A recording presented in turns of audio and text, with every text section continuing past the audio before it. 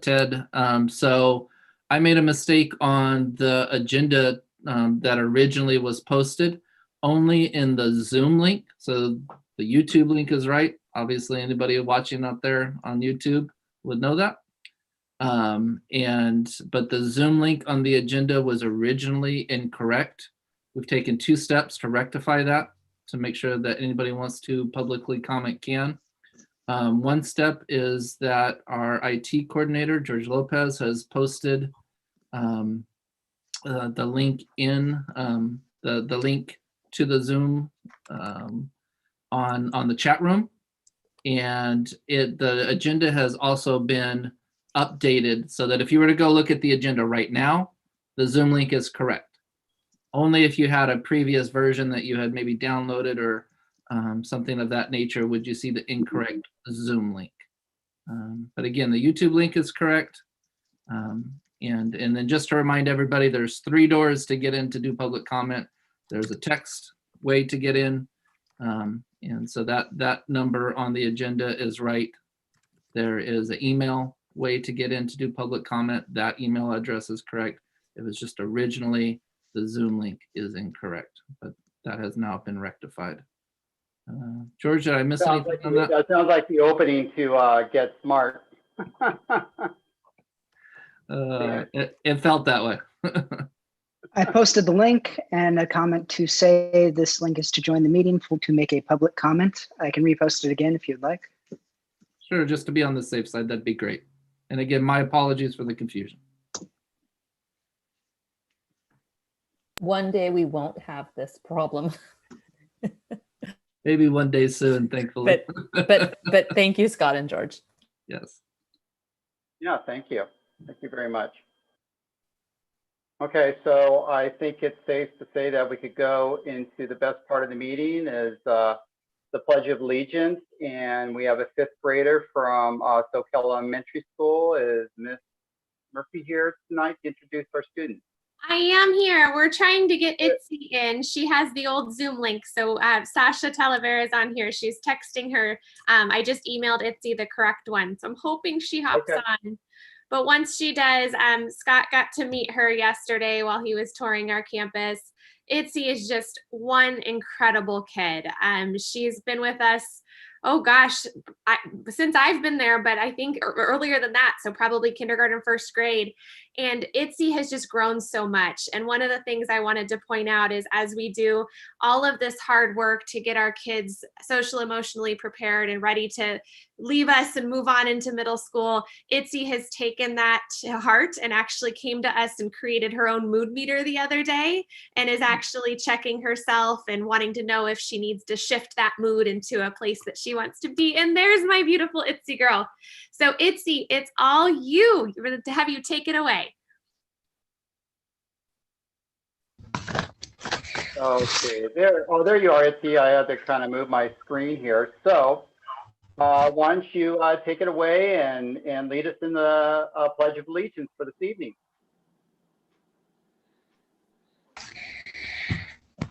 I pledge allegiance to the flag of the United States of America, and to the republic for which it stands, one nation under God, indivisible, with liberty and justice for all. And Itzy, do you want to read us the mission statement as well? Sure. Staff, students, parents, and the community share the responsibility for each child's success. We are committed to ensuring that each student develops the skills and confidence for lifelong achievement and is prepared to make a positive contribution to our world.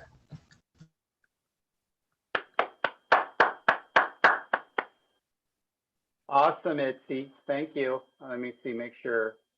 Am I muted? Nope, I'm live. Okay. That was great, Itzy. Thank you. And it's awesome to meet you too. I have a certificate of recognition for you for this evening. You're going to get your very own. This is I'm reading this kind of a little far away right now. Itzy is a 5th grader in how do you pronounce the last name? Miss Pitch. That's right. Okay, thank you, class. I'm sorry for mispronouncing the name. Itzy is a bright light in so many of our lives. She has been working hard on her study skills and preparing herself for middle school. Itzy is showing determination, perseverance each and every day. Itzy is one of our in-person cohorts and has been doing an excellent job checking on the younger students in the program. We are very lucky to call Itzy a SoCal Cougar. Congratulations, Itzy. And I love this little sunshine that is right here as well. Thank you very much.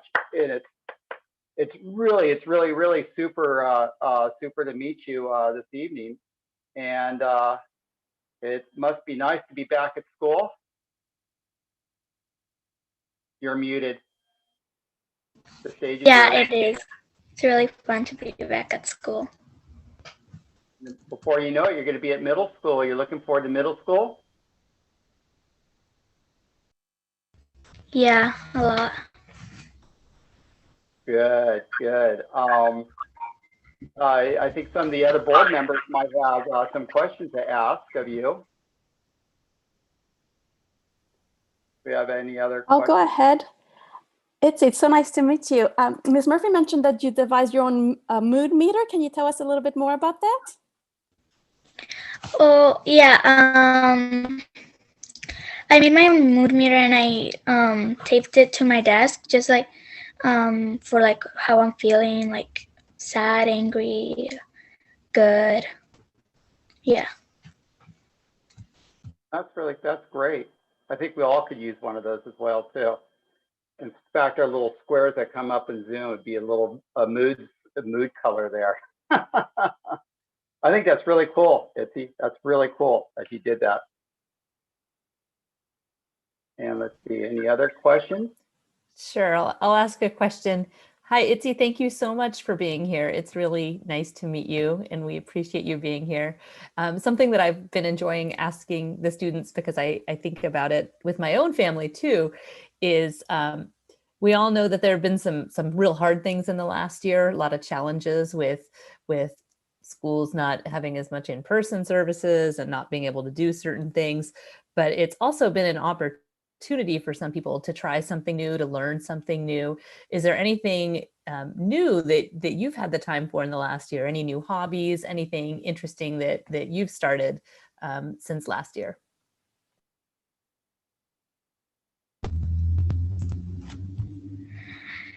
No, I've done everything the same. No, I can't think of anything. That's okay. That's okay. That's great. If you've been able to live life the same and you know, you've had time with family and friends and all the things that make you happy and that you're keeping track of your mood, that's really awesome. So thank you. What are you going to miss about SoCal, Elle, when you move on to middle school? The teachers, they're really nice. Among Miss Murphy and Sasha. I think they're going to miss you a lot too. You're going to have to come back and visit. Teachers love that when you do that. I have a feeling she's going to be applying for a job down the road. She's a great educator herself.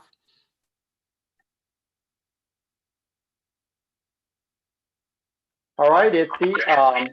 It's been wonderful chatting with you tonight. And we're going to move on to the board meeting. So you have yourself a good evening, and it was awesome meeting you. And stay awesome too. Nice meeting you guys too. Bye. Bye. All right, gang. We were in closed session. There is nothing to report out of closed session. Is there a motion to adopt the agenda as it stands? I'll make the motion, Carolyn. Is there a second? Sure, I'll second, Amanda. Carolyn first, Amanda second. All in favor? Aye. Aye. Aye. Hi. Any opposed? None. Okay. Ted, can I check in with another procedural matter? I'm so sorry. Yeah, please do. So it has come to our attention that the YouTube link was also incorrect. And so we're working, that's why my camera was off. I apologize for that. We're working to get that proper link out there. Did we recess for maybe a couple minutes? Just That might be that would be a welcome gift to make sure that we're giving our so public right the best now chance. it is wait, what time is it? It's 6:45. Let's come back in about 5 minutes. Should we wait 5 minutes, Scott? Yes, I think 5 minutes should do it. We're just okay, folks. We're going to do a 5-minute recess, and then everything should be back in order here. Thank you, President Ted. We're in recess. And don't be late.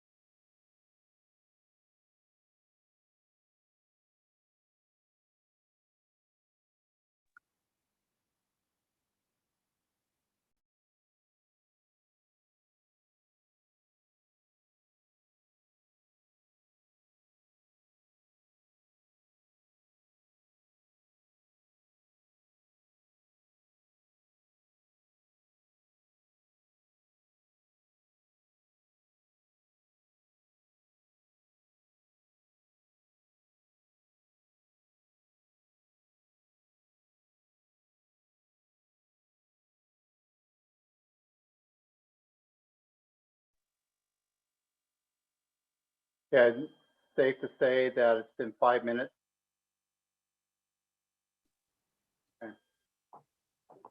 Yes. Very good. All right. All right. So if everybody's here, looks like everybody is here. Everybody has returned. Okay. Thanks for coming back. So that All right, correct so- YouTube link is being posted on our website prominently. Okay. And I've let our 2 union presidents know, especially so that if any unit members are trying to get to the link and we've led them astray, they can find it there linked prominently. Linda is also trying to get word out through some of her channels that she sends the board docket out to about that. So while the board meeting proceeds, I'll be working the background to continue to try to get that word out. All right. that Very enough good then. time? Sorry. Was that What was enough the time? question? Yeah, that was enough time for the work. Yeah, we'll continue to get the word out while the meeting goes on, but it was enough time to get the link up and posted. Thank you, Jen. Yeah, the website has been updated. Okay. All right. So if we're all back, Linda, are you here? Let's see. Is Linda back? She's probably multitasking with the little. Well, is she recording?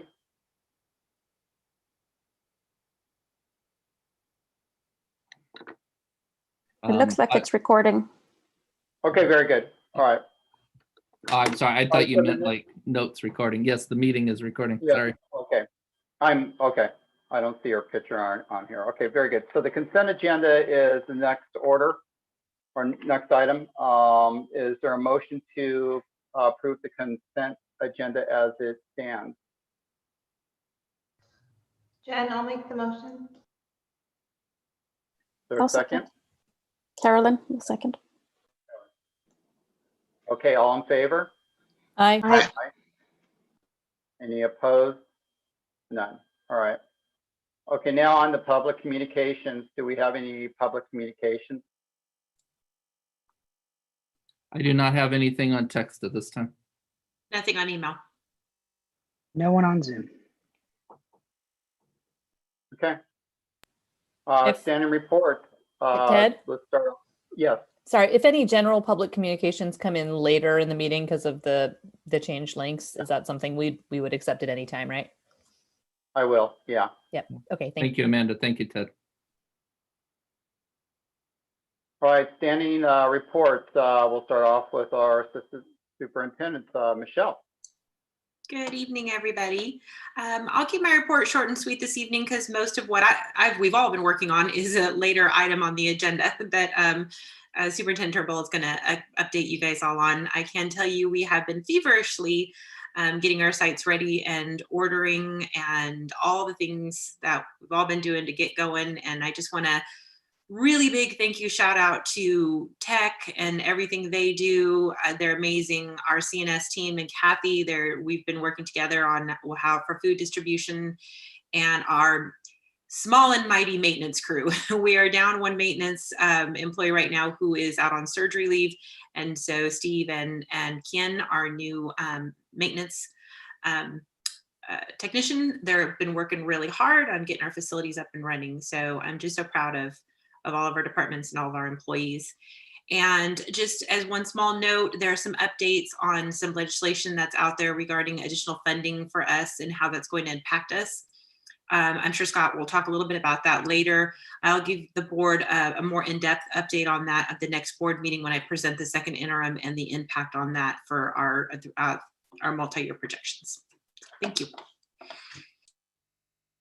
All right. Thank you. Jessica. Well, thank you. I'm super excited to be able to share that today we had the honor of presenting to our multilingual network through our county our personally designed English Learner Individualized Learning Plan template and the process that goes along with it. So our TOSA, our ELD TOSA, Barbara and myself presented to about 40 county members our process and plan. It was met with a very supportive review. We were happy to see, and kind of culminating with those surrounding districts requesting copies of our plan and our template. So we're really excited about that. We know that it will support our English learners, and even more importantly, it will help inform our systems of support. So it'll really provide us a great tool. I also had the privilege of working with Santa Cruz Gardens Integrated Science Focused Curriculum Instruction Design Subcommittee today. And the team is on a strong trajectory for success. I mean, we really did some deep dives into what that curricular an instructional program will look like. We talked about the environmental sciences framework, crossing over with the history and social studies frameworks, creating science and mathematical practices, bridges as the underpinning to those thematic units, and working in collaboration with a number of the directors in our county office, 3 of whom we work with regularly, 2 in the area of science and 1 in the area of math. So that was really exciting to be able to work with that team today. Very exciting just to hear the work and the thoughts that they have. We also are joyfully rebuilding our ed tech team. We're really focused on just bringing our eyes back to coherent structures in support of bringing students back in hybrid learning models. So I'm happy to say that we have a member from each of our sites, and including our district teams, George, Colin, Christina, and myself. So that's really great to be able to see that. We're going to be meeting monthly. We're going to also create an ed tech newsletter that we will distribute to everyone. So we have some clear messaging and some common language. We've also been working feverishly on the hybrid schedule and all of the complexities that come with that, instructional and otherwise. Colin in our ed tech department is creating videos for our staff to show them what their classroom looks like, what the tech setups will look like, what the furniture dynamic will look like, all of those things. So we're really excited to be able to present those to our staff and then to our community at large.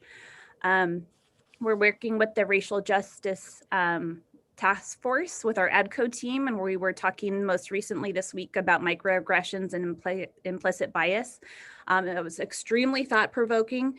And I like to see how it bridged to a lot of the other work that we're doing. So it really reinforced, kind of our common belief and value.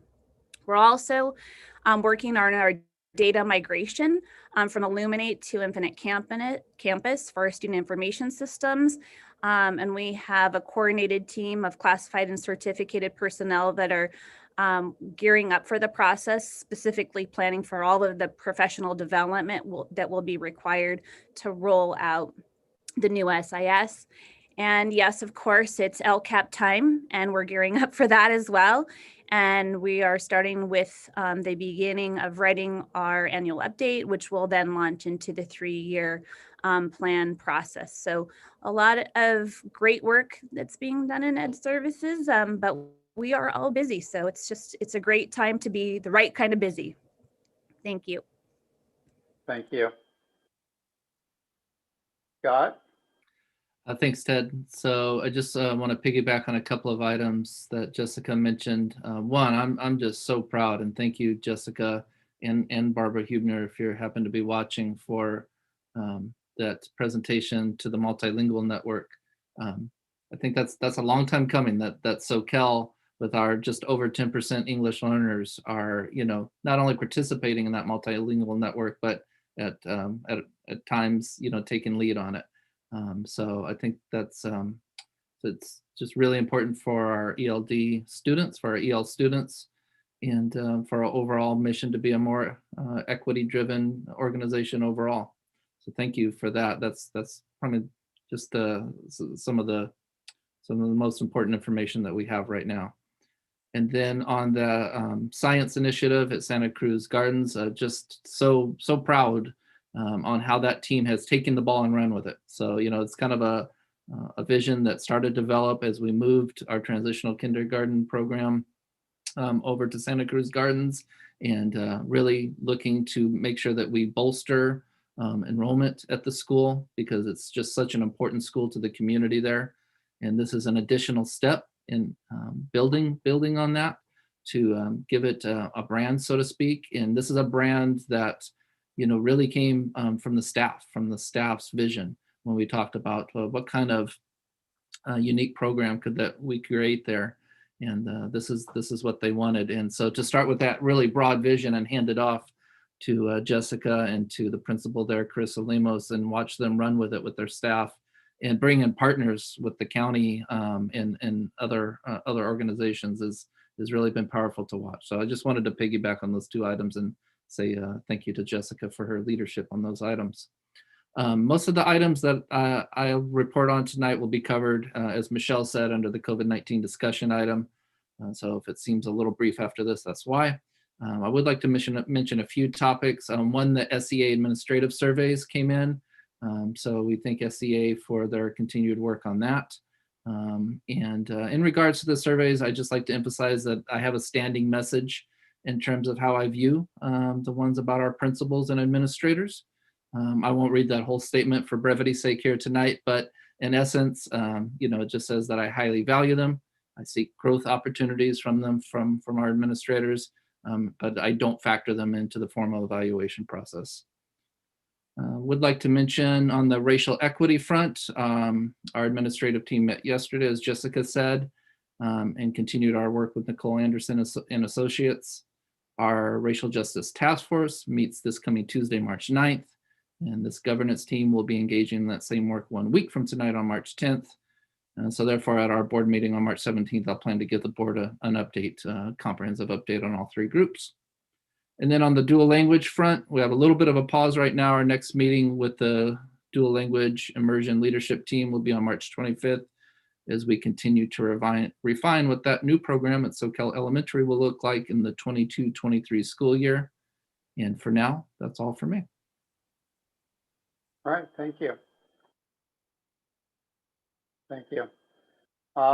Do we have anybody from CSDA? I'm here, Ted. Can you hear me? Let's see. All right. Yes, we can hear you, Corey. Yeah, there you are. Okay, Corey. Okay, good.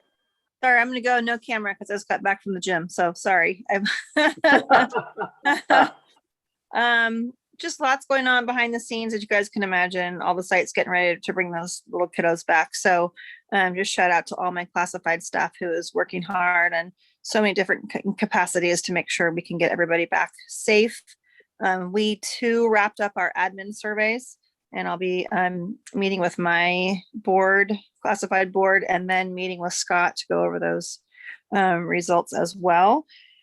And I think that's it. I mean, there's little stuff going on here and there, but every time I give a report and then like 5 minutes later, I'm like, oh, I should have mentioned something. So anyway, we're all good.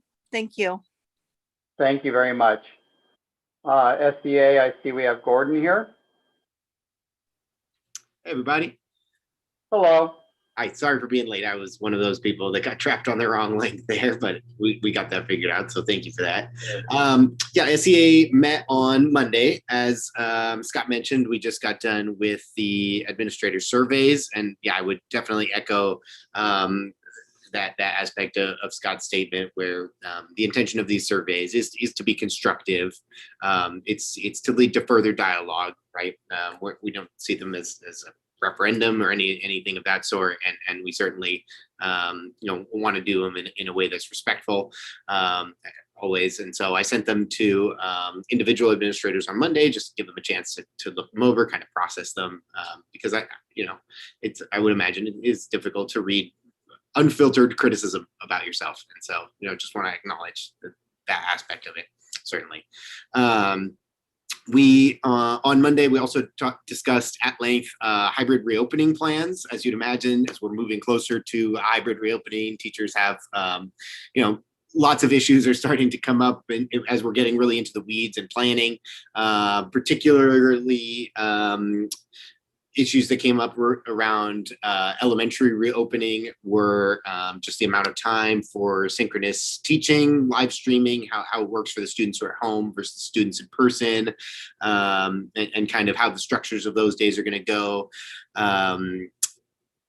we had a really good dialogue with Scott about aspects of the Q&A that were sent out, and Scott had made some very reasonable changes to those, which with feedback from that meeting. So I really appreciate that. I think that was a really productive process in kind of getting into the nitty gritty of what hybrid reopening is going to look like for elementary teachers. We also discussed SEA elections, that sort of internal things, racial justice task force, and finally, last thing I'll talk about today is we sent you all on the board last week, completely separate from admin service, and I think it's important to say that those are very separate issues. But in January, student services staff completed a vote of no confidence in the director of student services, and the results of that vote were 17 votes of no confidence and 2 abstentions and no votes of confidence. So I think it's important to bring that up as part of this meeting and transparency that I've sent that to you all and to Scott and to Eric, the director of student services. And then again, I want to do that in a way that's respectful of all people, but also that echoes the real concerns within student services as well. So I'll leave it there. Thank you, guys. All right, thank you. So Steve, anybody want to jump in? Looks like Phil, you're leading forward. Go for it. Okay, this will be quick. So I did the Heart of SoCal River Walk, and I think, Amanda, you guys might have been down there when I was up above. It was great. Did a wonderful job. That's built to last. I talked to a person there who said they saw blue heron down there, which means there's got to be food in that water. So yeah. Part of this was the older part of the park. Now there's now an older part, and in the older part is a horseshoe pit. And so if I think we're still looking for something to do at New Brighton, horseshoe pits are pretty cheap. That's it for me. Where's the horseshoe pit? Or you just say you saw a horseshoe pit, or Yeah, it's behind the post office. It was the bocce court. Let's not get into that issue. So now it's a horseshoe pit. Cool. Wow. All right. Do you have to bring your own horseshoes though? Yeah, they don't leave horseshoes laying around. So I sent my son into the sports store to find out. Horseshoes that go from anywhere from $30 to $150. And it's not apparently not the season yet, but in another month, they'll start getting their shipments of horseshoes in. Okay. Thanks, Phil. Next, anybody want to jump in? Carolyn, you're right below me. You want to? I'll go ahead. So last week I attended the Science and Garden Committee at Santa Cruz Gardens, and then did some subcommittee work as well for that. And I also was able to view the recording of the welcoming our students back to our classrooms safely, put on by the County Office of Education with all the superintendents. So that was also very informative. That's it from me. Thank you. Amanda. Sure. Like as Phil mentioned, I think you would have known if my family was at the Riverwalk at the same time as you, because we were skipping rocks, which maybe might not have led to the blue heron hanging out, but really enjoy the that new addition to the park and the way that it connects SoCal to the community. And it's such a great way for kids and families to have extra additional safe routes to and from school. It's just a really nice way to tie it all together. So I really appreciate the way it came out, really appreciate our former supervisor, Leopold, and Parks and everyone involved in that project. And it's a lot of fun. I'm really glad we've got that additional resource. And then I too observed the county office webinar Zoom with all of the superintendents in attendance, and I really appreciated the way all of the superintendents kind of took a piece and did parts of the presentation, and again just really showing great unity throughout the county in terms of the strategic approach, the use of data to inform decision making. And I just, as a parent and as a board member, found it very, very informative and really reassuring. So thank you, Scott, for your part in that. That's it for me. Thank you. Jan? Well, I'm just really sorry I missed the multilingual network meeting this morning. I had some other meetings with school sites I needed to attend, but I'll ask my team members about it to share. So that sounds amazing. Great work being done. Thanks for your leadership, Jessica. And yeah, just happy we're here. Thanks, Gordon, for persevering and getting in the meeting, and Scott and team. My goodness, if you just modeled great leadership in messing up a Zoom link and fixing it, because we've all done it a million times, and anytime anyone else is doing it and it's not me, I just kind of go, thank goodness it wasn't me. So anyways, nice to be here tonight. Thank you. Yeah, it's just sometimes you just go back in time, you hit that Zoom link, and it's a whole nother day. It's like, wow, okay, back in time, buy a lottery ticket and go back. Yeah, the Riverwalk is just it's amazing. When the whole concept was brought forward to the board, I was apprehensive. You know, I was wondering how it's going to look and tie into the school, and I think the end product is just wonderful. It really ties into the school. Does add a safe route. I'm glad, you know, that we have the open gates where you could see to the other side. That was my concern, to have it solid, but it's just a huge addition to the school, and it's great that we have it there. And yes, there was a time you talked to some of the older students from Soquel Elementary, and they talk about going down there and fishing or steelhead down at the river. They'd you know, ditch school and go fishing and go home. So anyways, thank you with that. Now let's move on to our presentations. We'll start off with Scott. We're going to discuss, have a discussion regarding COVID-19 and distance learning. Thank you, Ted. So as many people have said tonight, this has really been what everything has been about recently. And so last board meeting, it did a presentation. This meeting, I'll try to just run down some key ideas and then engage in a discussion.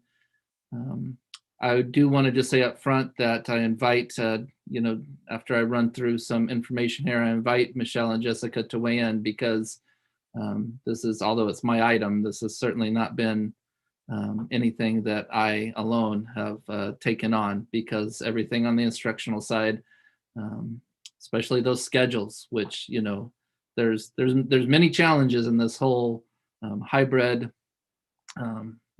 puzzle. But boy, if there's one really challenging piece, it's getting those schedules just right. And Jessica's done an amazing job running point on that. And then you just can't underestimate the supplies that Michelle mentioned. They're not only actually necessary, you know, for the protection of everybody, and they also provide peace of mind, right? So they're both things.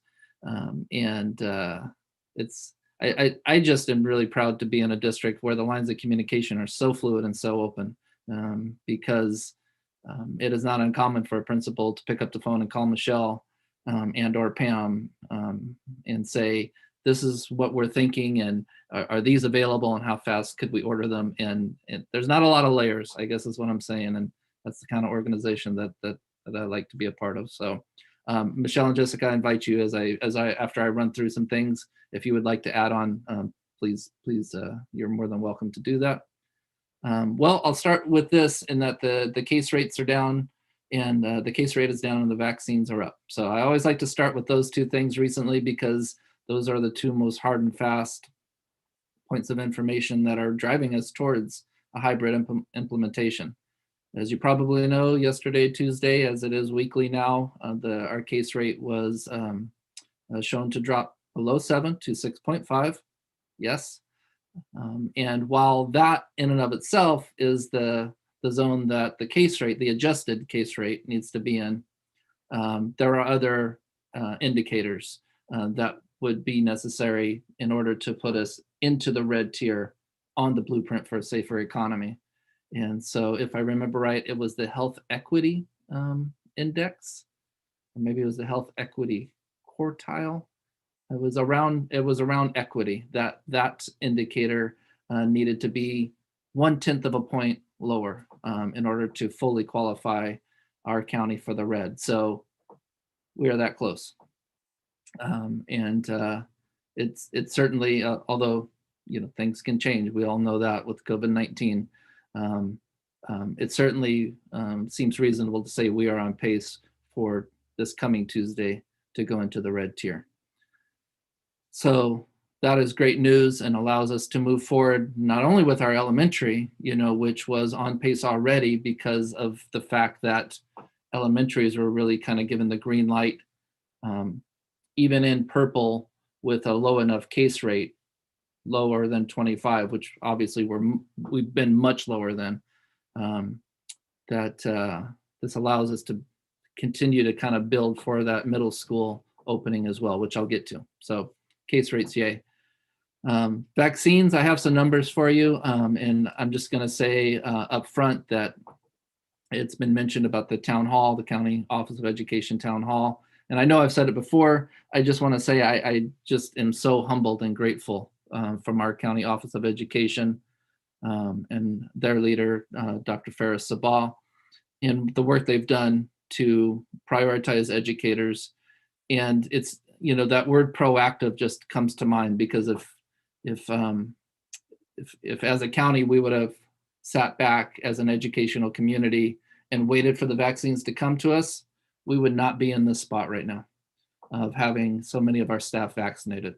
It took a very proactive, ambitious effort. And so I just think we should all be really proud of that. I know I am. So let's talk about some numbers where we are.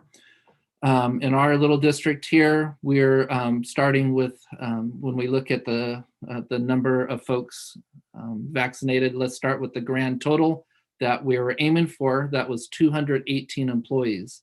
Now that 218 is bigger than the number you'd probably normally be used to when we talk about our number of employees. But we took everybody that might come into contact with students. So that included New Brighton athletic coaches, our potential coaches, even though all of our athletics are not up and running, some of them are. So we wanted to be proactive about that. And also, for example, our counseling interns. So these are 5 folks who work under the direction of our counseling coordinator, Brian Koch, and do work with our students. And so even though we may not think of them, in the normal employee list, they work with our students and they are part of our district. And so we included all of those kind of folks. And that's how we got to the number 218 for the target. And so of the 218, as of right now, as of today, 202 are in the vaccination cycle. And if anybody did some quick math, you would find that comes out to just about 93%, just under 93% of our staff in the vaccination cycle. So that is, I wouldn't have guessed that, a matter of like maybe a month or 5 weeks ago. And it's been a mad dash, and everybody's risen to the occasion. Our employees for getting out there and getting the needles in their arms, and our administrators for coordinating and making sure that the message gets out. It's just been a lot of follow-up, and I think that again, it's that dual kind of process, right? The science and the actual safety that it gives everybody is great, and also a lot of peace of mind for our staff and for our community. So so just talk a little bit about, and of course, never to go into any individuals or anything, but when you hear 202 out of 218, you start to think, okay, well, what stopped us from getting to 100%, right? So of the 16 who are not in the vaccination cycle, and when I say in the vaccination cycle, that could be anywhere from, like, I just got mine last Friday, my first dose. Some people are already on their second dose, right? And there's people all in between those stages. So of the 16 who are not in the vaccination cycle, 7 declined for medical, based on medical guidance. So in other words, they didn't have a choice based on their current condition, whatever that may be. So that accounted for about 3% of the overall staff, overall number of employees. Of the 16 who aren't in the vaccination cycle, 9 declined for personal beliefs. And we knew that there would be some of those folks, as we all know, there's different opinions about that. And of course, we did try to encourage, we did try to provide information. Our district nurse, Vicki Grisham, was always available to answer questions and concerns. Again, without any layers, she's just able to pick up the phone or the email and answer any concerns. So we did get some folks that were on the fence, but felt buoyed by the science and the information they got. But still 9 out of the 218 that declined the vaccination opportunity based on just their own personal beliefs. And that's about 4% of that overall employee population list. So I don't know about you, but I think it's a really great number. And I think it just gives us one more strong leg to stand on as we move towards hybrid. So just wanted to give you those up to the date numbers.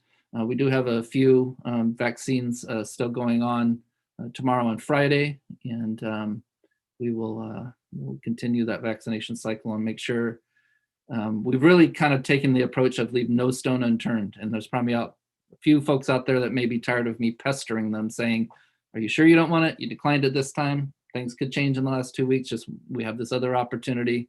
We've really kind of taken that approach. And so we're glad to be at that point. Of course, all of this is for the purpose of gearing up for more in-person learning. And in this next round, we've been in small cohorts. I always try to remind folks of that, is that we have some really current practice with having students on campus, even though it's in a smaller context. And so we're just going to build on that and go from small cohorts to a hybrid implementation. As I said, a lot of work has been done in multiple groups on building what those schedules would look like for the daily schedule, as well as the rollout of each grade level.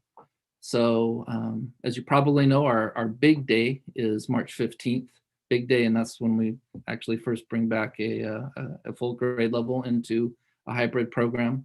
And so that would be for our TK students and our kindergarten students and our first grade students. And that'll give us a chance to do that slow, soft opening and kind of really make sure that we get some of our systems down pat. And it also allows for the other staff to go completely through the vaccine cycle. So that's something that we had an agreement with SEA about. And it's also just something we believe in, right? Is that if we're going to do vaccines, let's do them all the way through and get as much protection as we can. So that includes the interim period between the 2 doses, as well as usually a full 2-week cycle after that. So that's the reason that we, don't start, because you think 315 is a Monday, why not 322 with another rollout of a grade level? But we won't have had those 2nd and 3rd grade teachers yet have been through the full vaccine cycle, which we're committed to. So March 15th, we bring back those grade levels for a couple of weeks, have a spring break, and then at the elementary level, we continue the roll up. That first day after spring break, which would be April 5th, we have a professional development day. But then after that, we would bring back our 2nd and 3rd graders starting on April 6th. And then the following week, April 12th, our 4th and 5th graders. Our elementary principals have been total rock stars on answering every possible question from every possible stakeholder group. Last week on Friday, they sent out to parents which cohort each student would be in, either cohort A, Tuesday, Thursday, or cohort B, Wednesday, Friday. That had been after a lot of polling and surveying and getting as much information as we could. And then, them having to make some difficult decisions because it never comes out a perfect split on what people would prefer. Them having to make a few difficult decisions, balancing things out, but always honoring, those working on the front lines those folks with siblings, having that kind of prioritization to make those tough decisions. So that information has gone out as I've gone around and visited our elementary principals. It's one of the things I've been asking is, what kind of feedback are you getting about that? And for the most part, it's been very well accepted by our community. And I just want to thank our community of parents for that. We'd always like to be able to give everybody their first choice, but, we know that's not possible when you're splitting things down the middle. And everybody's been really flexible about that. So that information's out there. So well in advance, parents know, what 2 days of the week their children will be engaged for in-person learning. And then New Brighton, as they move forward, and I'll talk a little bit more about their dates in just a second, they're building off of that, of course, for siblings, right? So they're resurveying parents just to make sure that they know their each family's preferred cohort, and then also asking just to double check, even though we can cross-reference spreadsheets, just they're asking in that survey again, like, do you have a sibling at one of our elementary schools and what cohort are they on? And so we're trying to take painstaking steps to support families. We know going 2 days a week, it's better than zero, but we know, it does make for a kind of a chunky schedule during the week, and we're trying to make it as convenient as possible. Let's talk a little bit about middle school. And for middle school, we need to be in the red tier, as I said.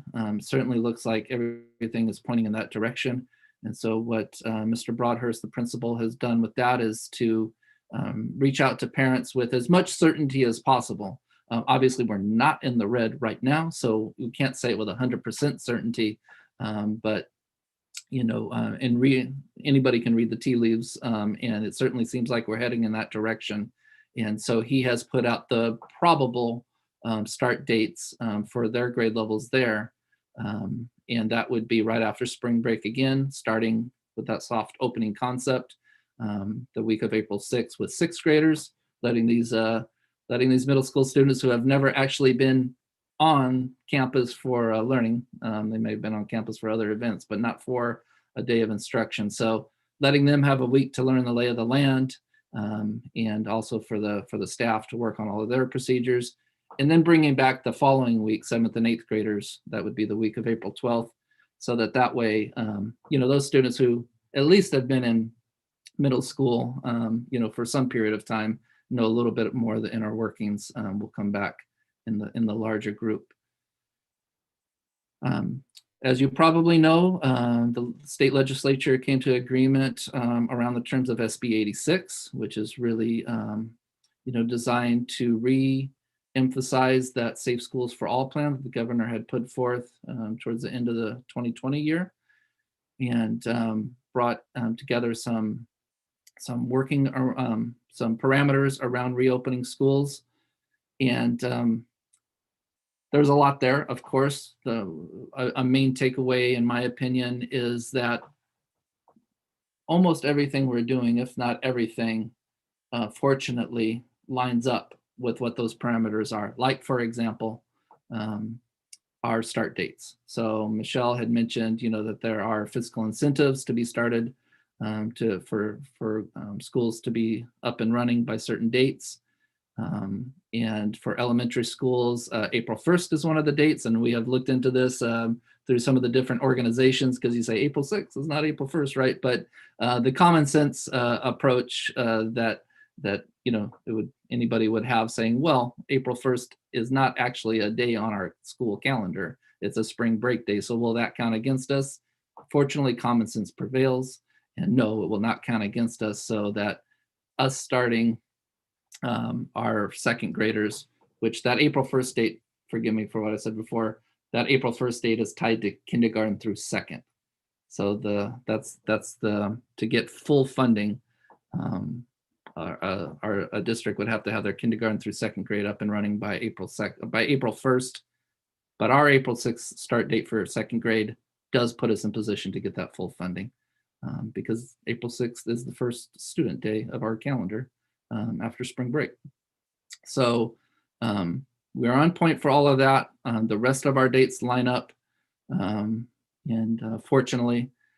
And so obviously there's a lot more to SB 86 than that, but some of those main parameters, fortunately, we're our plans were already lining up in a way. And of course, there was a lot of, from all the different educational organizations, such as AXA, CSBA, CASBO, CTA, there were a lot of insights well before the official agreement from the legislature. So we were monitoring those and trying to keep on point with those as we went.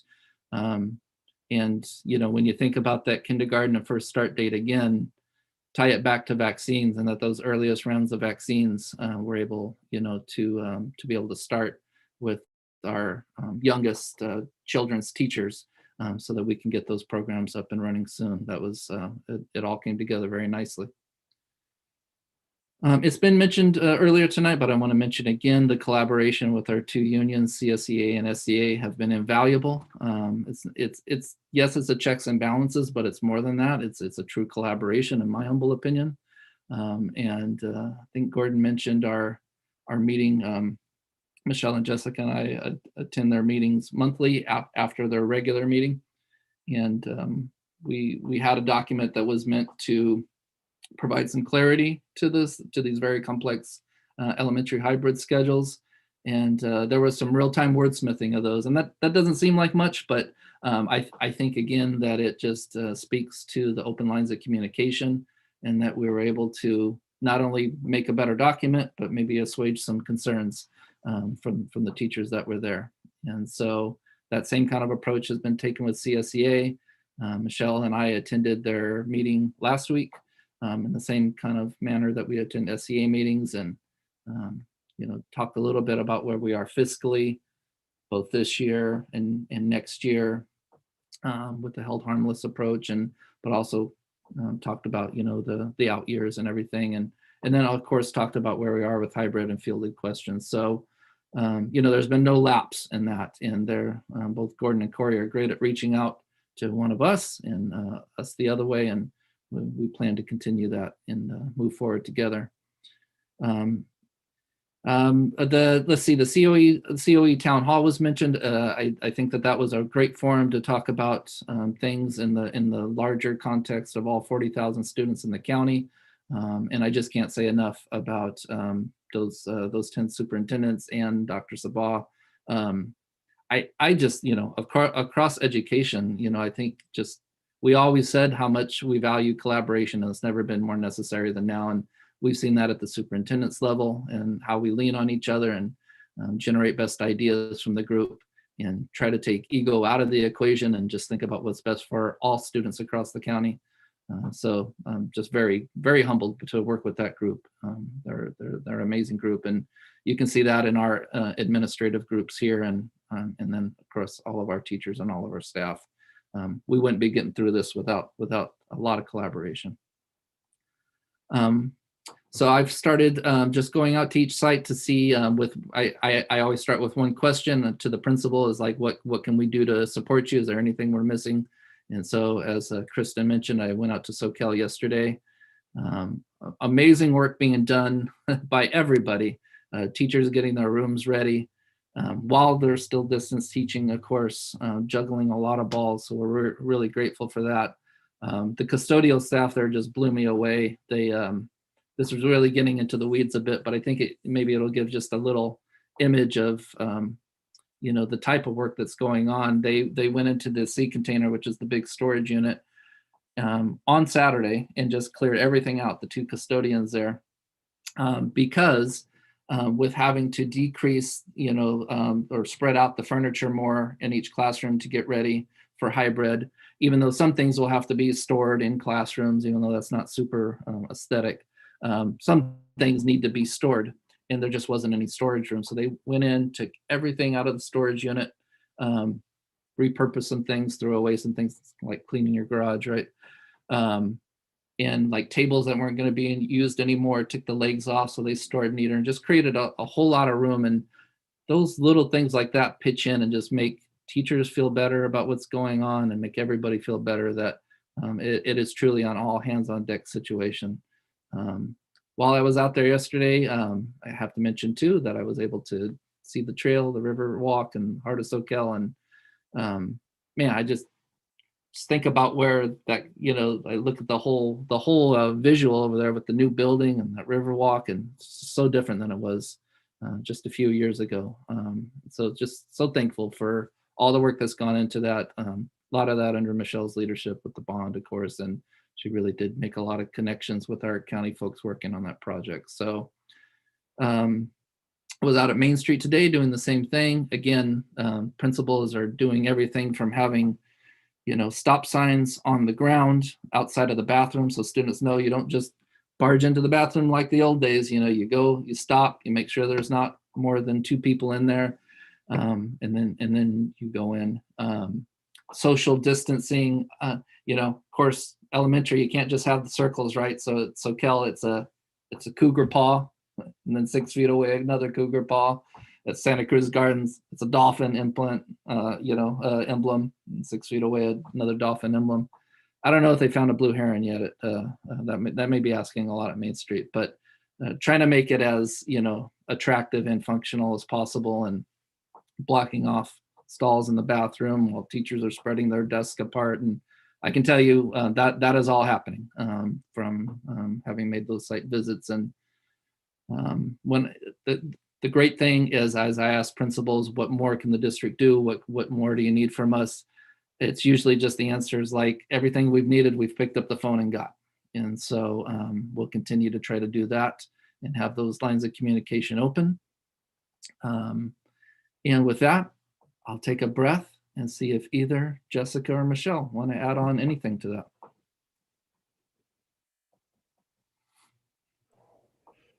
I think you've just said so much so well, Scott. I hate to even add anything. I think just maybe two additional kind of matters of interest to the board might be that each of the sites is putting together a reopening handbook.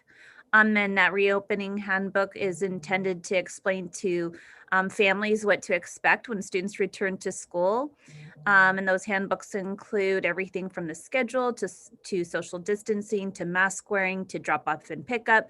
So all of those things that we ask, what are we going to do when we get there? And what is the student going to experience will be in that reopening handbook. So those are things that the sites are working on right now. I think another just item of interest is how the rooms are being prepared for the students to return. And so we've had Marla and Colin working with each individual classroom teacher to set up the media that will be required and the technology that will be required to do hybrid and in-person instruction. So like, what will students see when they're on the other side of the screen? What will they see when I'm up close to them? And how does that technology work for me to be able to live in those two worlds together? So Colin and Marla have been doing an exceptional job of that, starting at Main Street and then working their way through the other sites. So I think those are just maybe 2 topics of interest that you might have had. If the board will give me a moment to indulge, I appreciate every one of my employees. They are all amazing and hardworking.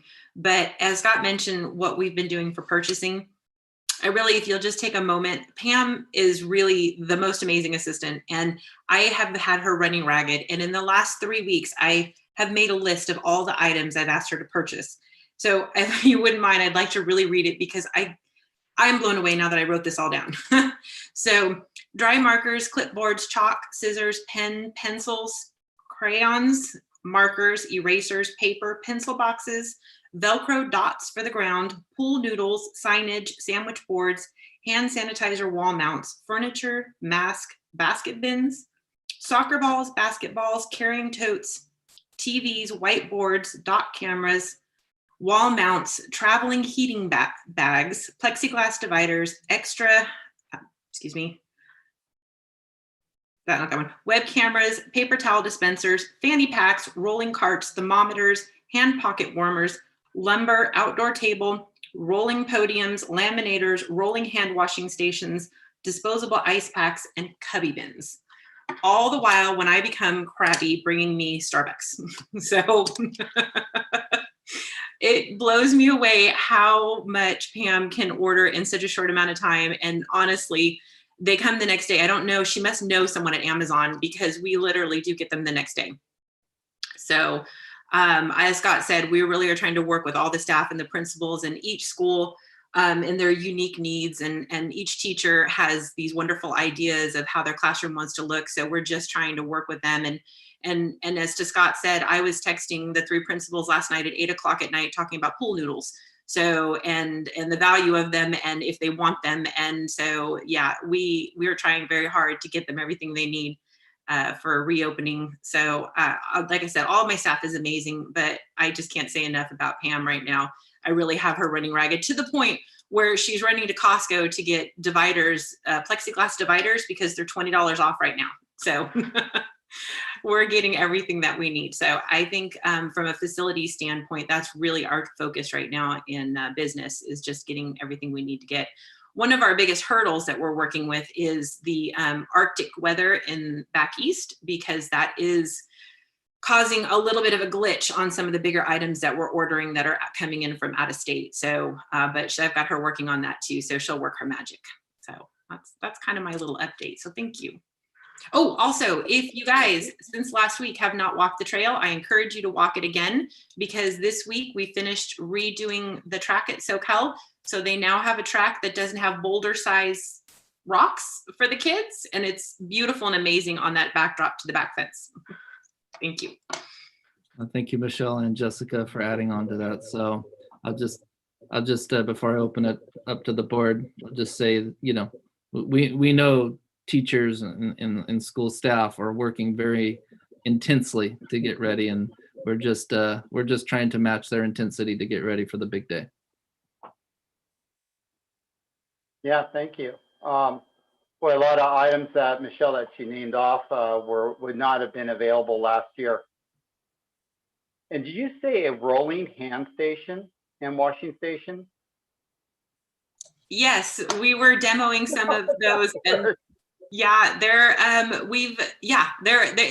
hand washing world has become new to me, but this is one of the ones we're trying out, and Steve and his crew are trying out. Also, what I think is fantastic is reconverting some of our drinking fountains into hand washing stations. And they'll be electronic, and so that's really cool. We're getting those up and running at New Brighton right now just to check them out. Okay. Well, a lot was shared in that one item there. Any board members have any questions or comments? Just go ahead and jump in. I have some questions. I have 3 questions. One about the cohorts, one about childcare, and one about outdoor space. So I'll start with the question about cohorts. So for the current cohorts that we have, are they still gonna get some in-person help on the asynchronous days, or how does that work? It's a great question, Carolyn. I'm gonna make sure I was unmuted. We've been working on this. This has been right up there on top issues that we've been putting brain energy into, because there definitely, we feel like there definitely has to be some overlap of what the cohort system provided for students in hybrid, but we can't have both things running completely, you know, as the cohorts were and as hybrid needs to be. So we've been trying to be really intentional about, you know, what this middle ground might look like.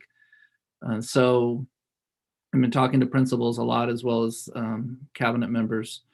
And so one thing we all feel passionate about is the children of staff cohort, in maintaining that. And all of the principals have figured out a way to do that. You know, they work with business to make sure that, you know, with these COVID relief funds that we have in different pots, that we continue to pay some of our employees extra hours to be able to maintain that. I will say it gets the trickiest part, where it gets the trickiest, is with this idea of stable groups. Now, CDPH defines stable group as one thing and cohort as another. And it's really easy to mix those 2 terms up, but they're intended to be separate. And so the way that CDPH defines that stable group, when you come back into hybrid, is kind of in a vacuum in a perfect world. And, I get that the folks writing these things, just like we don't always have as much boots on the ground view as a teacher does, they have an even less, on the ground view.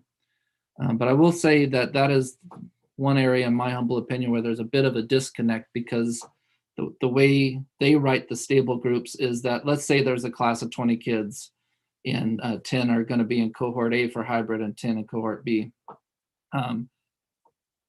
If in a perfect CDPH world, those 10 that come on Tuesday and Thursday would basically be in a box and never interact with any other student.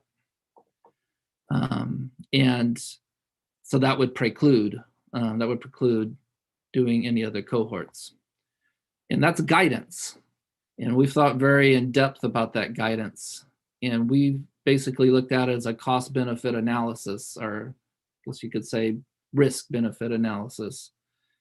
And knowing what we know about young students, transmission of the virus, trying to take all that into account.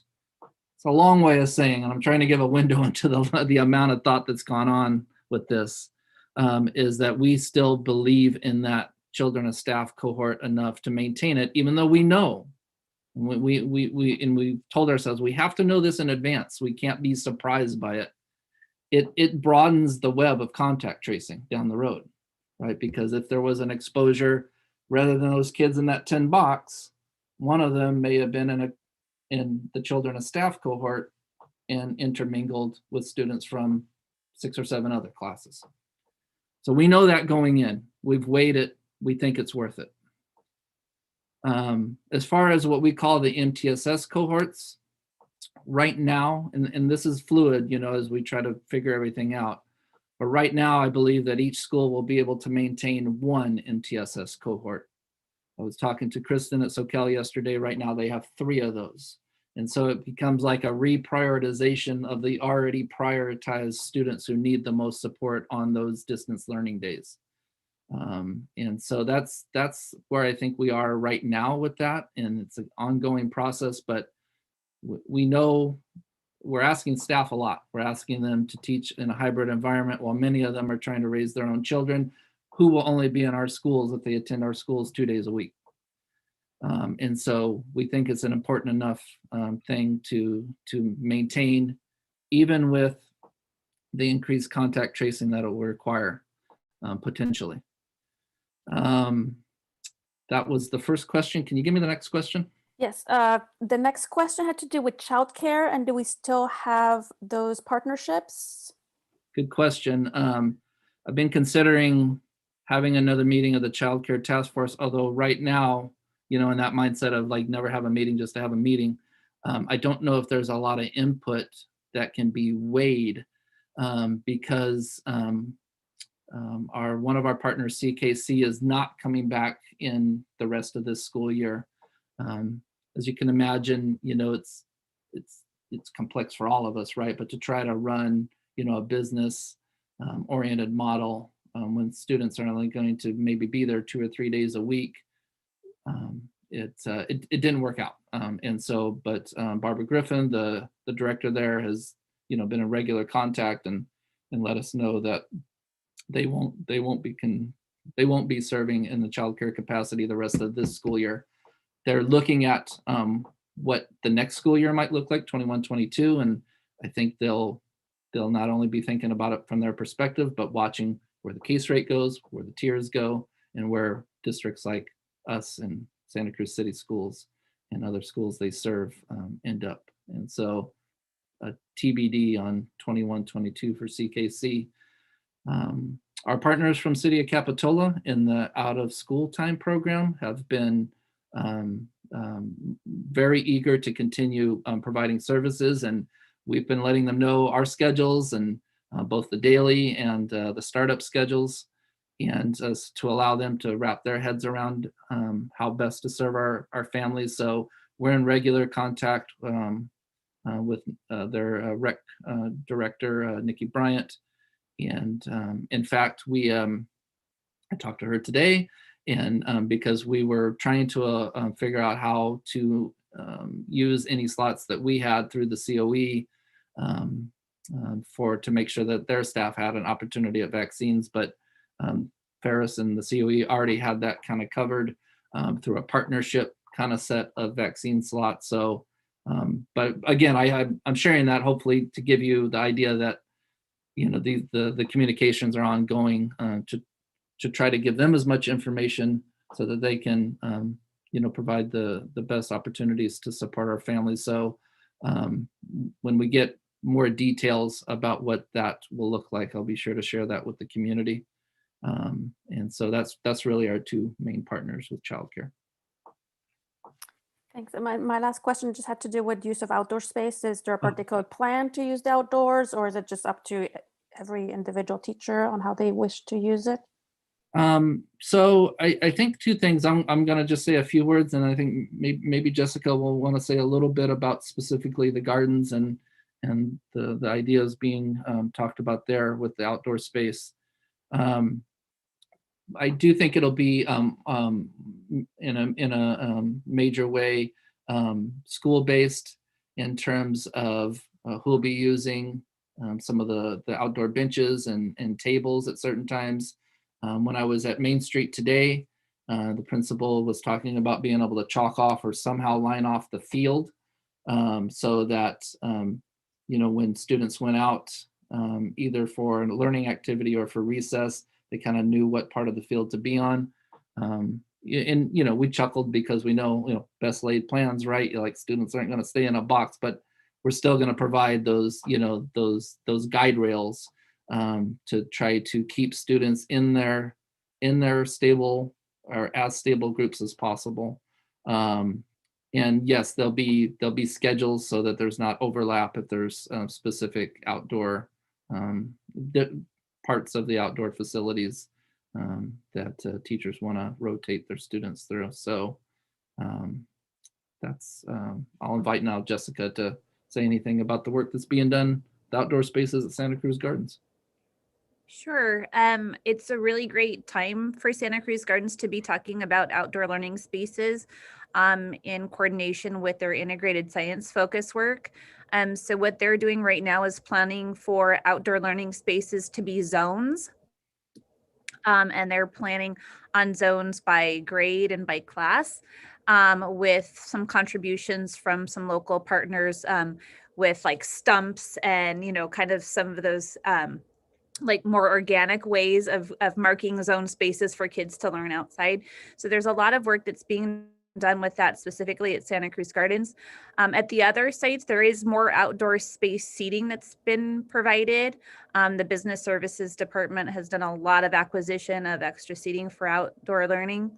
And I know that in a recent conversation with one of our SEA leads, they were talking about building a schedule for outdoor learning spaces. So, you know, we want this all, you know, optimal outdoor learning space, and we're going to actually schedule times just like we scheduled library times. So there's a lot of discussion about how to do that safely, how to do it like very strategically and using schedules and plans to do that. So there are really, really great dialogues going on about how to use those outdoor spaces. Thanks, Jessica. I just to tie a bow on that, one thing it brings to mind is like all of these things, like if we were going to do them just like, oh my gosh, this hybrid, we got to do this, like it probably wouldn't work, right? Like it's like the communication cycles. Like a lot of those things needed to be in place, ongoing communication, open dialogue. Same thing with the outdoor spaces, right? Like when, you know, the bond measure that we were, you know, so lucky to have, there was a lot of work, you know, to make sure that we increase the amount of functional outdoor space. So I always think of those roll-up garage doors and like at Santa Cruz Gardens on the music room there. You know, like that lends itself to more, you know, functional outdoor educational opportunities. So, you know, some of this is planning specifically for hybrid. Some of it, fortunately, is like the fruit of, you know, wise decisions having been made before anybody ever heard of something called COVID. So. Thank you very much. I'll pass the microphone to someone else. Thanks, Carolyn. Yeah, thank you. Anybody else have anything to ask comment? Yeah. Not a question, but I'll do just a quick comment. Great appreciation for everyone for everything that we are doing, and kind of an observation just also as a parent of an elementary school student and someone who gets the pleasure of spending time with kids when I can, and also someone who has been working in person in an indoor setting since May.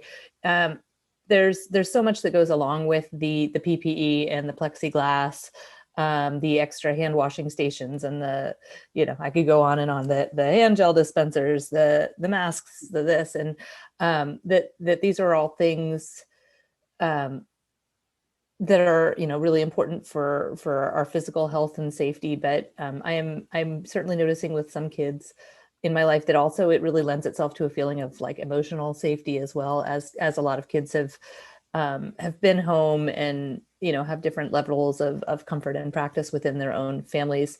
I think for some kids, I know we're all thinking about this, but I guess I just felt like I wanted to say it as well. It's this is a very big emotional moment to be returning in person in school. And so I'm very grateful. While some people might look at pictures in the media of kids being behind plexiglass and teachers being that and think, this is very hard and this is very sad, it's not where any of us would have wanted to be had we been able to choose our path several years ago. But again, just for some kids, for many kids, I think, right, there's just that extra feeling of safety, knowing that so many people have worked together to put these physical items in place for their own safety, and just bringing again to mind how it hits, of course, staff as well, but for our kids, and especially some of these younger kids, just sort of where it hits emotionally to be going through this process. So I just wanted to say a little something about that, and thank everyone again for all of the care and thought and extra work. And yes, and Pam is amazing for procuring all of those wonderful supplies. And that's what really kind of got that ball rolling in my head. So thanks for letting me ramble and share that. Oh yeah, a lot did go into that. Into this whole planning. Jen? Yep, thank you. When you said the broad categories of school personnel being offered the vaccine, so I'm assuming that the out of school program team members were folded into that? Yeah, so they didn't get rolled into ours. I had the last week and a half, I'd been talking to both Jamie and Nikki at the city about how we can make sure that those staff members are able to have access to the vaccine. And we kind of, we're monitoring, because the idea was, through the COE, to exhaust actual school staff first and then move on to what was called partners. And so I had been on the ready that if we got the green light to include partners in our slots to offer that. But before that happened, partners were offered kind of their own slots. And so that's why I say I talked to Nikki today and said, before just assuming anything, are your people in? And she's, yeah, our people are in the process. Okay, thank you. Yep.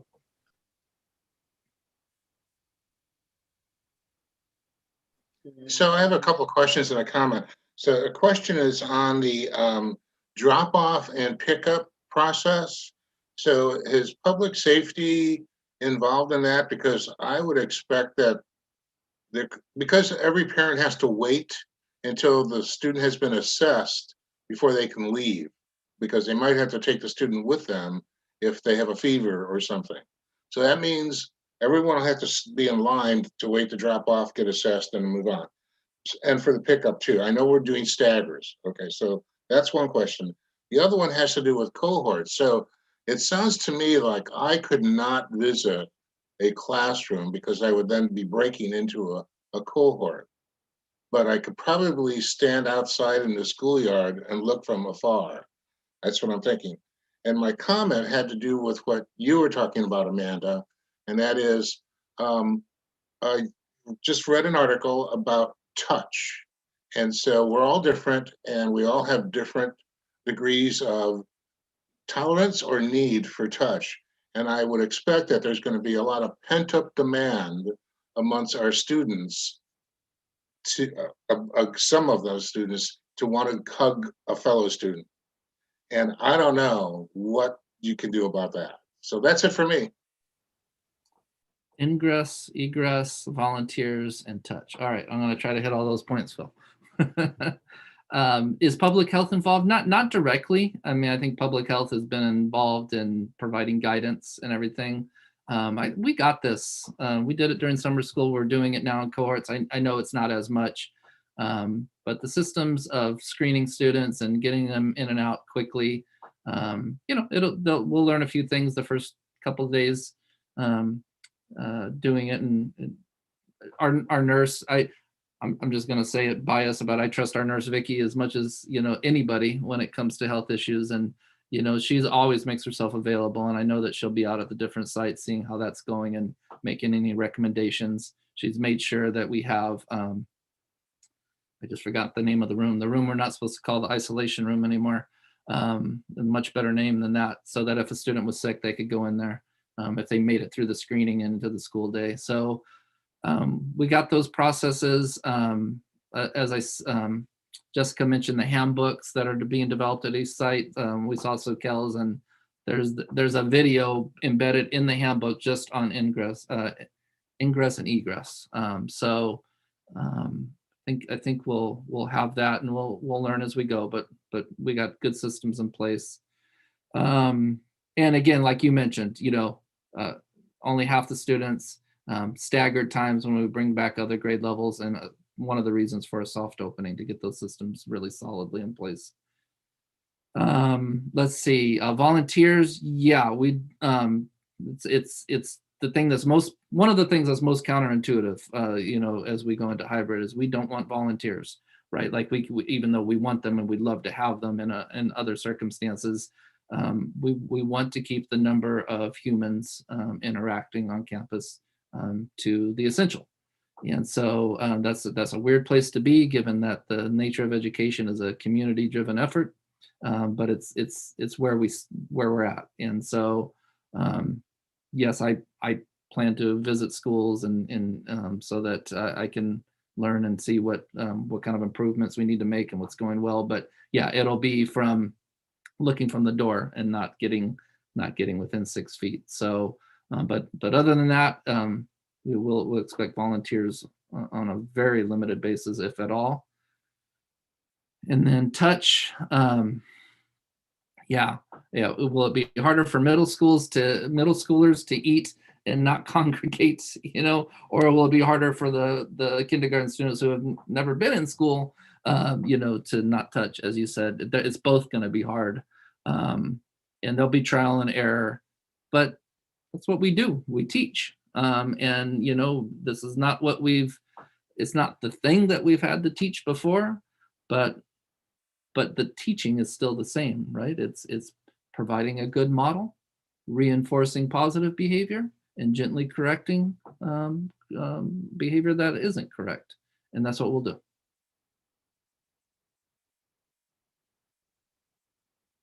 So a correction, the first question was not on public health, but public safety. So the traffic issue.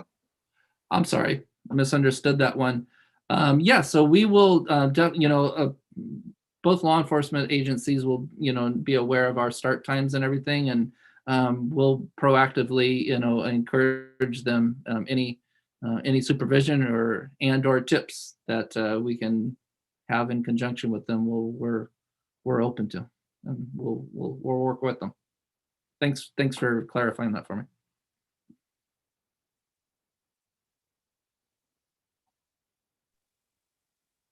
I think that there's a lot going on, and it's just like anything else. We're going to have to see what happens after the first day of school or first week, or I'm sure there's going to be some tweaks here and there, and I know our staff's on top of it as well. So yeah, Jessica.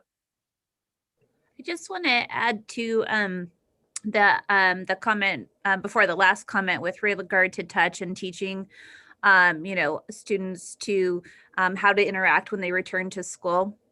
And I think that I think it's important to mention publicly that our focus when students return is going to be about building relationships and building in routines so that everybody feels confident and safe. And hopefully the ability to physically touch while may not be present, the ability to be touched and be relational and be cared for will be a sense that the students will get more and more as they re-enter the reopening of school and see each other and interact with each other face to face and with their teachers. So we've really worked very, very closely with our staff, and they believe that this is the most important focus of the work as students come back.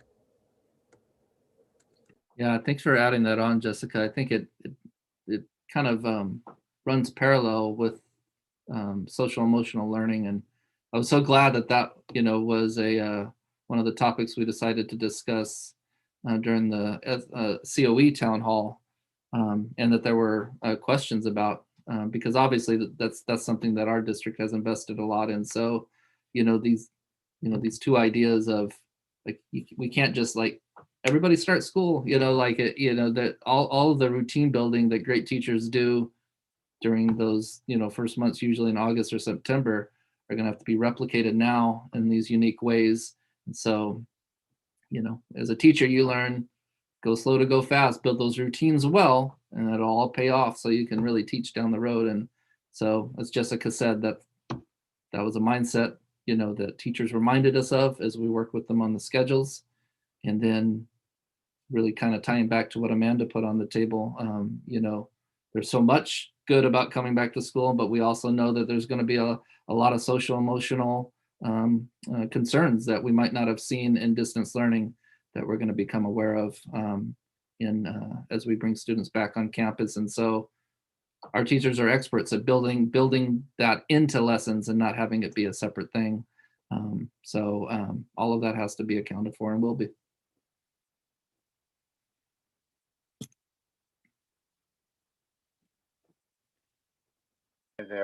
There we go. All right. Is there any other comments, questions from the public?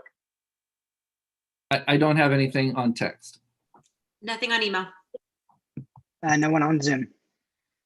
Okay. And I'm sorry. I'm not that public. I just have one more little thing. Is that good? Oh, please. Yeah. Honestly, I don't see all the squares, so I don't see everybody. I was dancing, trying to get your attention. No, I'm just kidding. I was not. I was just thinking more about, getting everyone prepared. And some people who may not be prepared for the reopening are our neighbors who don't have kids in the community.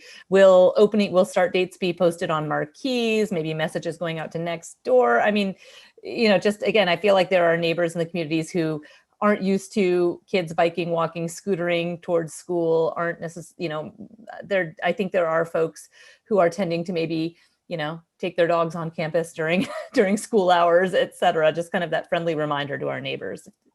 100%. We'll use every channel we have, from Nextdoor to Facebook to whatever channel we have available to us, for sure. Actually, yeah, that's a very good point right there too. Yeah, so Amanda, any excuse or reason to celebrate success, and we should tell everybody in any media that we're open for business, finally. Yeah, and I think it's really get the word out on our local community, because it's from the higher viewpoint, I think we've probably all seen different instances of that table of all the districts being shared, whether it's on KSBW or the Sentinel, and then so really re-emphasizing that at the local level. So make sure the word gets out there, and we do have a few people who like to use our field, so that'll be one of the things we have to gently message, right? Is we want it to be a community area, but not during the school day. Yeah, where do I get my "We're Back" T-shirt?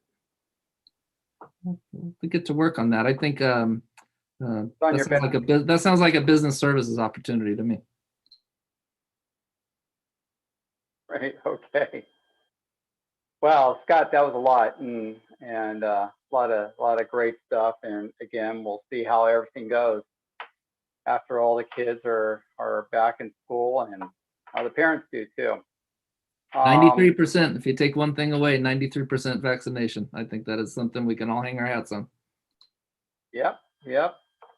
And it's getting to the point where it's going to get to just be one shot instead of two. So that would speed things up a little quick, speed things up as well too. All righty, so safe to say we can move on to 7B, discussion regarding the virtual or in-person board meetings in the future. So that means a future date on our agendas instead of a past date. It's a joke, sorry. All right, Scott, go ahead, sorry. Always tough to follow, Ted. So I won't, go, I think everybody gets it, right? Because we've talked about this at a previous board meeting at another time when it looked like we were maybe going in this positive direction, but that was before vaccines too. So more confident this time that we're moving into hybrid, and as we move into hybrid and a less restrictive tier, we should probably consider emulating that at some point and coming back to in-person meetings in some fashion. And so tonight excluded, we had kind of gotten our digital components of having the meetings down pat. And so, really what I'm putting on the table for discussion more than any, of me, talking about it is,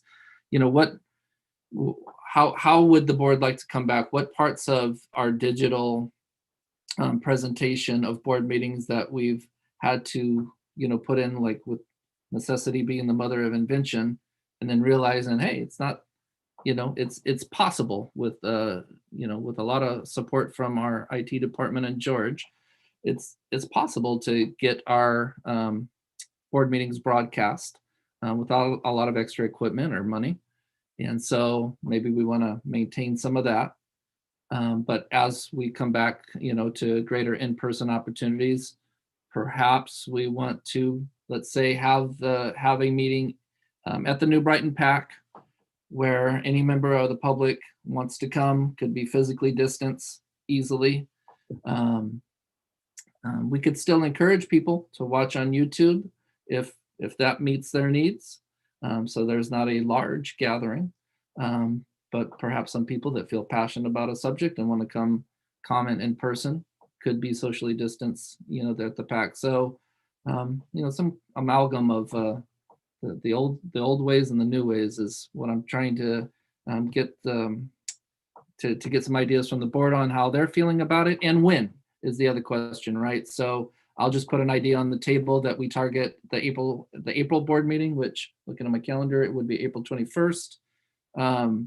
Just because that allows us to get the board meeting coming up in 2 weeks to kind of use the systems we have in place. And then we have that little longer than normal interim period between board meetings between March 17th and April 21st to kind of put the new hybrid system in place, right? So not too much different than what our teachers are working on, but just in a different format. So those are the thoughts I had. They're obviously not definitive, just wanted to put it on the table for discussion and input. Yeah, thank you, Scott.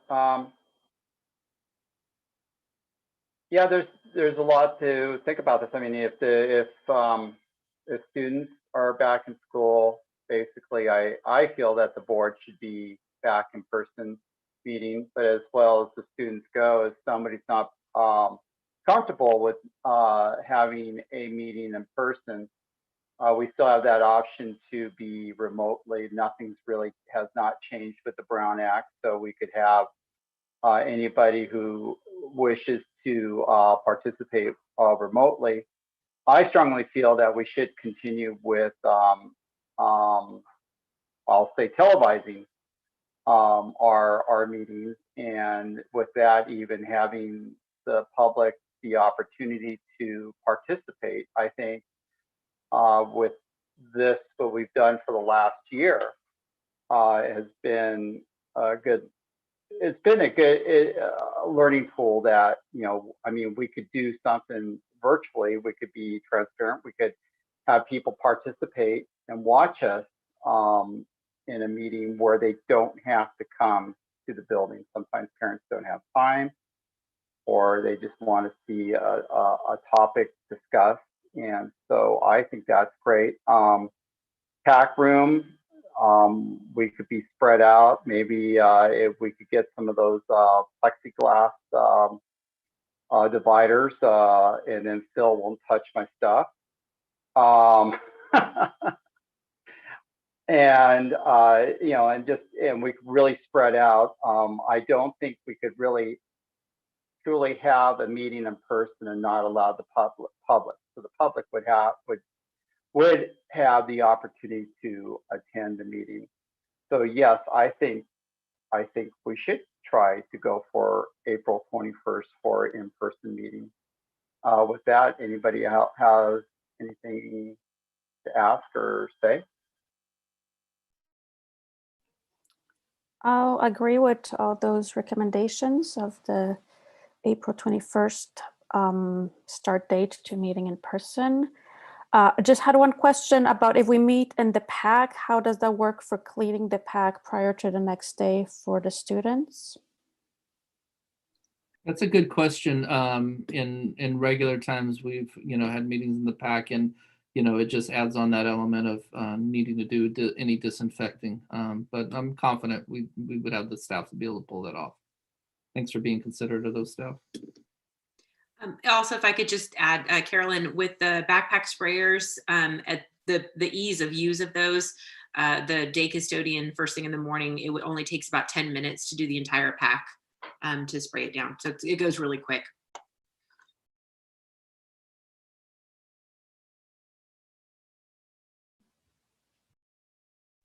That's a good point, because we really, I mean, the boardroom's a little dense, I think, for this time right now. So it's important that we stay spread out or spread apart. Yeah, Phil.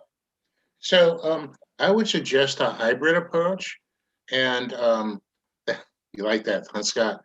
And that would be that the board meets together in person as phase one, and then work out the kinks to that, and then go to having the public invited. I understand that the cost for the hose down isn't that much. It's the cost to set up and take down everything. So each chair's got to be 6 foot away from every other chair around there, and then all of that. So let's see if we can work out the bugs about just us being in the room. We should always, I think, be offering the digital stuff from now on. I don't think we can ever go back from that. But let's take the in-person thing first, us, and then invite people to the party. Yeah, Ted and I discussed that, and it's something definitely, if that's the board's direction, we could consider. I think I would need to do a little research, because it is. I'm going to be honest and just say I don't have the definitive answers. The board meet in person, but no public there in person. I mean, you could make the argument, right, that public still has access to all the digital means. So, like, common sense wise, I think you can make the argument, but I don't know if it's a gray area or not that we'd have to consider for Brown Act compliance. Maybe somebody else does know. I don't know for sure. I think right now we're operating under the emergency rules about the Brown Act deal, so that we're allowed to be remote if we decide to be in person. I don't think we're violating that. But at some point in time, though, they're going to lift that whole emergency thing, so we will be compelled to meet everybody in person. I guess that's one of, like, if we move into the red or orange tier, like, will that be the case? Yeah. I just kind of I just don't feel right, and I don't think it would be right if that we were meeting in a building and then we locked out the public. I mean, they're not going to be up close to us. They could be in the back, 6 feet apart. Yes, it would be some work from the staff. I mean, we look at what number of people would be allowed inside the boardroom if we were inside the boardroom, and kind of come up with the same number of people that would be in the pack. I just don't think with us in a room together, we could lock out the public. I agree with that, Ted, and I think it's certainly reasonable to figure out with spacing and with staff constraints what's an appropriate safe capacity to have in the pack, and then you can post that sign saying this is an open meeting, but the limitation is this many people. If we've already reached capacity, again, here are the links. Here's how you view online, or you can stand outside and wait for somebody to leave and then go in, just like waiting in line at Trader Joe's. So to me, that makes sense. I am uncomfortable with us meeting in person if we don't have it available to members of the public. I like I'm great with the April start date, and I I like the idea of being able to continue to be streaming in one way or another. I do want to suggest, if for some reason it's costly or takes up too much time, et cetera, from staff to set up video streaming, I think another alternative would be just audio streaming, with still allowing people to call in, text in, whatever the technology allows. So I just kind of want to present that as an alternative. If again, I don't know, just if it's just too complex or takes up too much time doing video, audio is, something that's done as well for other settings. That's it for me. Having that kind of flexible guidelines from the staff, from the board, is helpful, because of course, a lot of this is going to fall on George and his staff figuring out the technical components. So it's nice, knowing having guidelines that are still flexible like that, Amanda, because we'll learn as we trial and error what really works and what doesn't, and can you have everybody zooming in the same room, and what do you have to do with the audio, all those technicalities that will, like you said, will take up time and effort from our staff. It's nice to know we have some flexibility. Yeah, I like the idea of the owl. I think that was a pretty neat tool. We started playing around with that a little bit, so that's a possibility. Okay, all right. Question with the possibility of, it sounds nice to see everyone in person. Are we saying it's all or nothing, or are we saying like we have the technology and possibility to do what some teachers are doing, which is some of us in person while some of us virtual, or we're just still figuring it all out? My interpretation of the discussion is that there still would be that flexibility there, for whatever reason. It's been there all along, and it's even more there now to participate virtually. So I think that flexibility is still there, even if there's like I don't want to speak for everybody, but maybe an unstated desire to say, like symbolically, we're all here in person as our kids are coming back in person. I still think that flexibility is there. Okay. Well, that's just I agree. As we move into it, it's flexible. Maybe not all the board members want to be in a room, and so I think, it will. I think it will have to be flexible.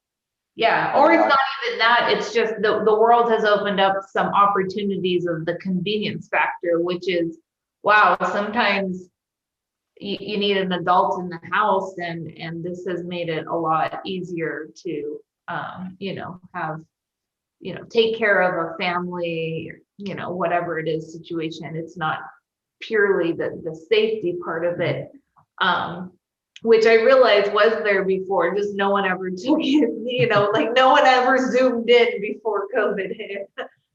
But very rarely. But the points were well taken about one of the silver linings, not just for board, but we see increased participation on a lot of things now, because you take away having to drive somewhere and park somewhere, and all childcare being one of the most critical ones. We're seeing in a lot of different forms increased participation. So, I think, like Phil said, hybrid board meetings, right? Maintaining the best of both worlds.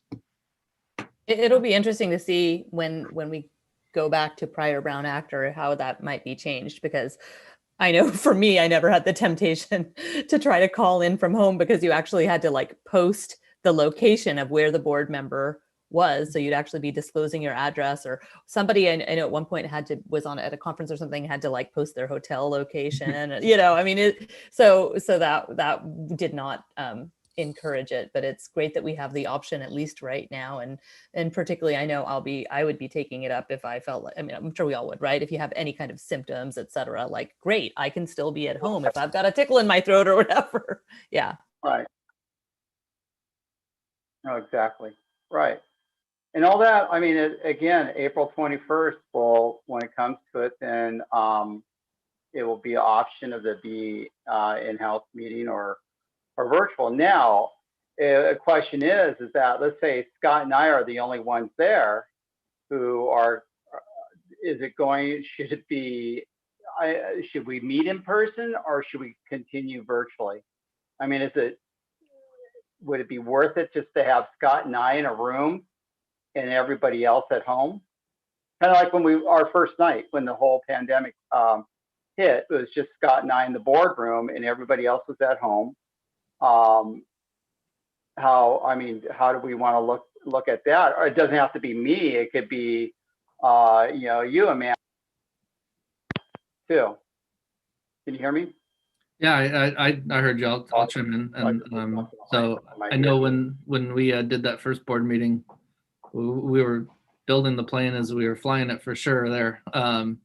So I think now, it wouldn't be difficult to, informally just ask each board member if they plan to attend in person. And if it were a situation like you described, then maybe we go all virtual, if it's still allowed at that point in time, the way we're doing now. So be glad to stay in communication with the board and take a pulse of their in-person. Also, you take in consideration is the staff too.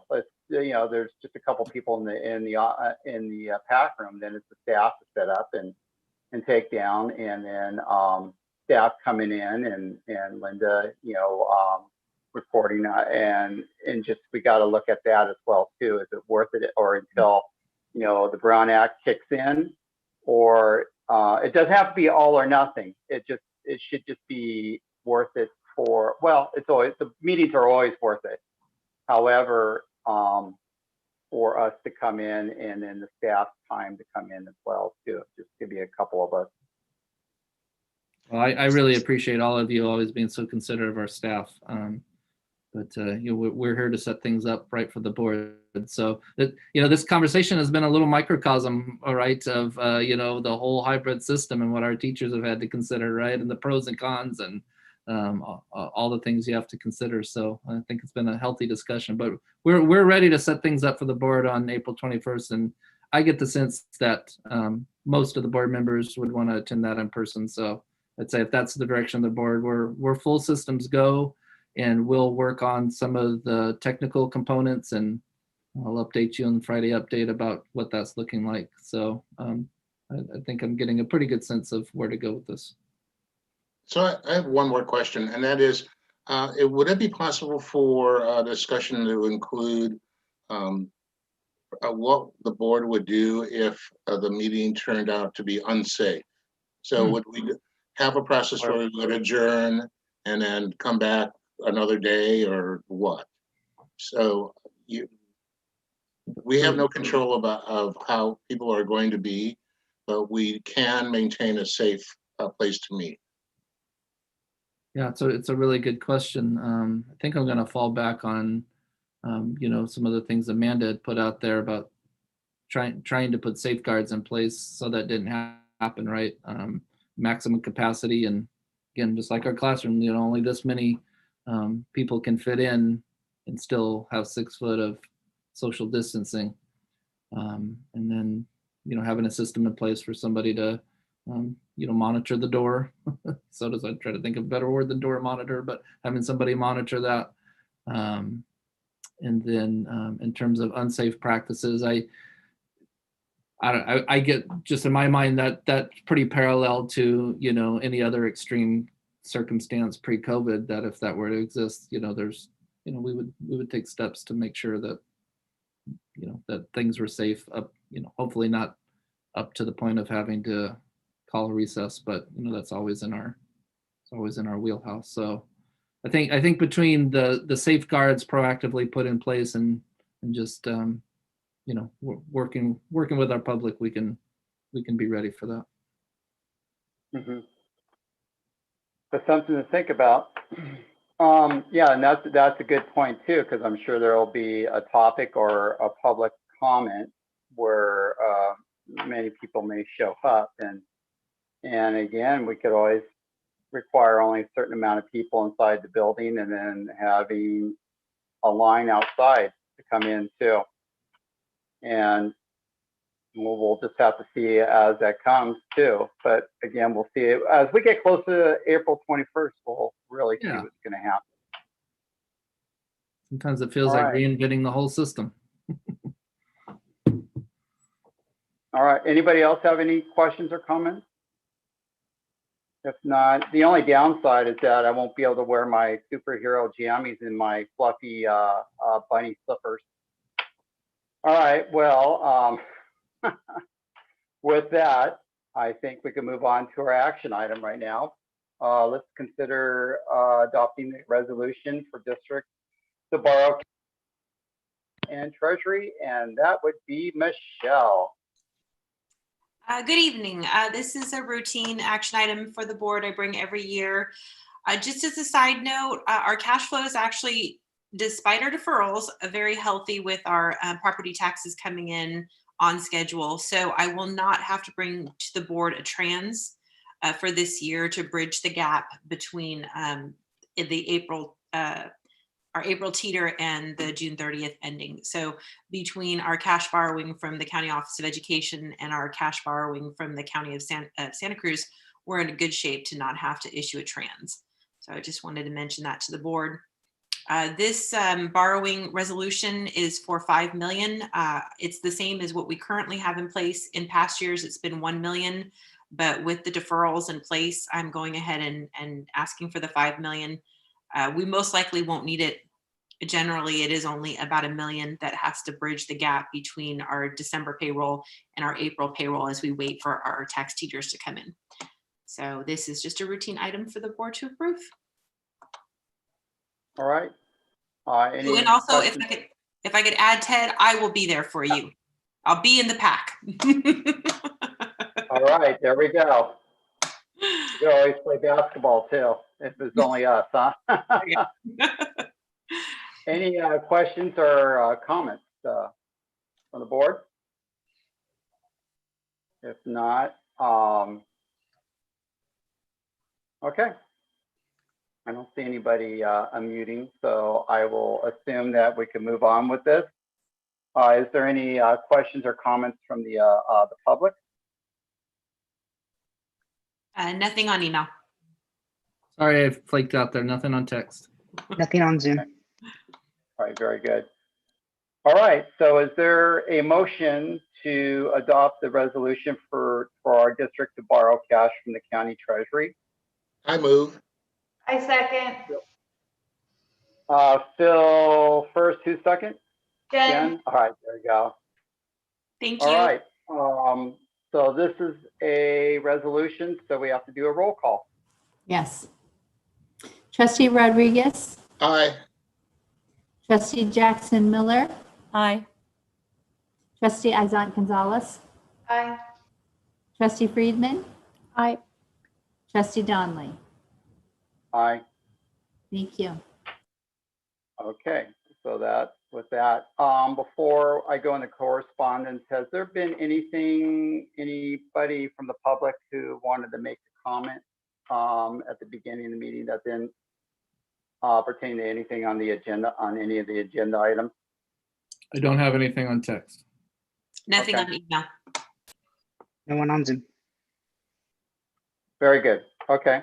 Correspondence. Do we have any correspondence out there? Let me see. I don't see any. Okay. I don't think there's any. Nothing I'm All aware right. of. Linda, nothing. Okay. Future agenda items. So real quick one. When we're approving policies, we have two readings.